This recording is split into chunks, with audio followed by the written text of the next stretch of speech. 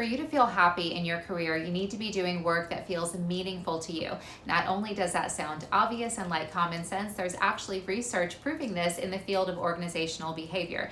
One of the key motivators of job satisfaction is meaningful work. So if you're not currently doing work that feels meaningful to you, how can you resolve this problem and get on the right path, moving in the right direction for you in your career? You have to listen to yourself, which a lot of us don't do. And this is the first thing that keeps us out of alignment and feeling unhappy in our work. And if we're unhappy, I'm sure I don't have to tell you, I'm sure you've experienced it for yourself in one area of your life, it's likely to start carrying over eventually into the other areas of your life. So how can you start listening to yourself? Well, before we talk about the how, let's talk about why we don't. Well, it's likely due to fear.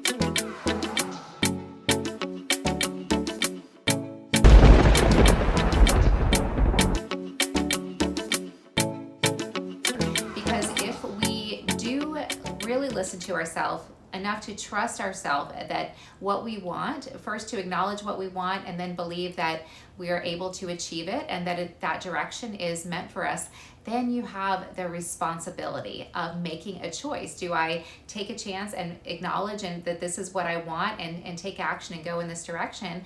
And then what if it doesn't work out? And so a lot of times we might lead with the what if it doesn't work out. But I challenge you to, if you feel this, and this is human nature, there's always fear in any new path because it's unknown.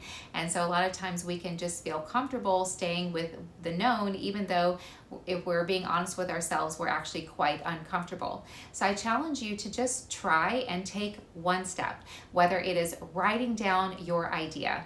And then you could take the next step, which is maybe brainstorming on your goals. And then you can make the next step, which is maybe take the next step, which is maybe starting to do some research and or reach out to someone. So you can see it's just a little risk by first acknowledging what you want. And then you're ready, you're prepared, you're equipped to take the next step, the next little risk.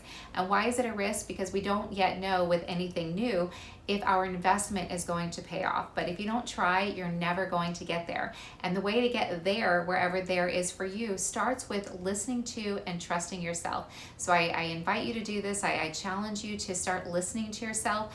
And then what you want to do, once you do start listening to yourself and you acknowledge what you want and you start taking steps in that direction, you don't have to make drastic moves or changes right away or at all. You can just take step by step by step. And another way to take those smaller steps is to do what I like to call give yourself moments, whether it is 30 minutes a day, 3 hours a week, maybe at different times divided up throughout the week, to engage in that activity that is taking you in an activity that is taking you in that direction. Do what makes you feel good. Find what inspires you and do a little bit of that each day or a few times each week. And what this is going to do for you, it's going to first bring you present.